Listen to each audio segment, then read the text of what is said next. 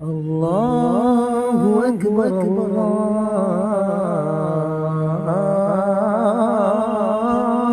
اکبر۔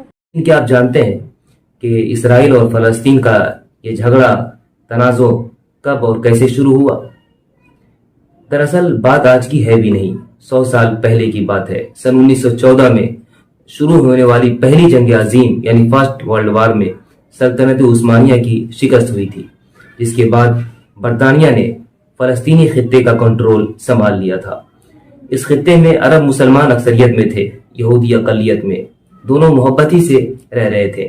لیکن اسی دوران عالمی برادری نے برطانیہ کو ذمہ داری دی کہ وہ یہودیوں کے لیے فلسطین میں ایک قومی گھر بنائے، قومی گھر تشکیل دے۔ قومی گھر کا ذکر شروع ہوتے ہی خطے میں تنازع شروع ہو گیا۔ اسی درمیان اچانک اس خطے میں یہودیوں کی آبادی بھی بہت تیزی سے بڑھنے لگی، تعداد میں کافی اضافہ ہونے لگا، اور 1920 کی دہائی سے لے کر 1940 کی دہائی کے دوران خطے میں آنے والے یہودیوں کی تعداد بہت بڑھ گئی، جن میں سے ایک تعداد ان یہودیوں کی بھی تھی جو ہولوکاسٹ سے بچ کر آئے تھے۔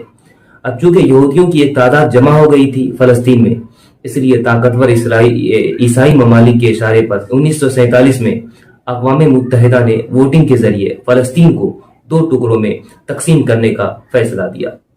اس کے تحت طے ہوا کہ ایک ٹکڑا یہودی ریاست ہو اور ایک عرب ریاست، جبکہ یروشلم یعنی بیت المقدس 10 سال کے لیے ایک بین الاقوامی شہر رہے گا۔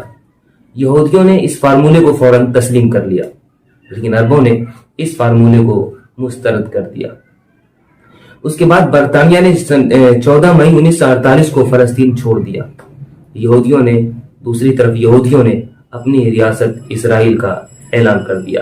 اس طرح سے اسرائیل کا وجود اس دنیا میں ہو گیا۔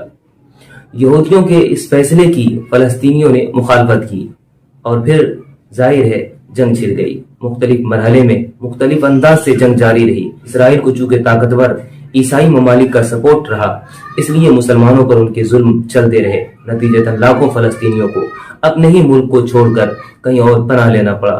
اس طرح سے یہ جنگ آج تک جاری ہے، اور ظاہر ہے جب تک قبضہ ختم نہیں ہوگا شاید جاری رہے گا۔ ممکن ہے آنے والے دنوں میں اس دنیا کا منظرنامہ فلسطین کی وجہ سے چینج ہو۔ نگاہوں کے سامنے تو بہت کچھ ہے، لیکن بقول اقبال، آنکھ جو کچھ دیکھتی ہے لب پہ آ سکتا نہیں، محو حیرت ہوں کہ دنیا کیا سے کیا ہو جائے گی۔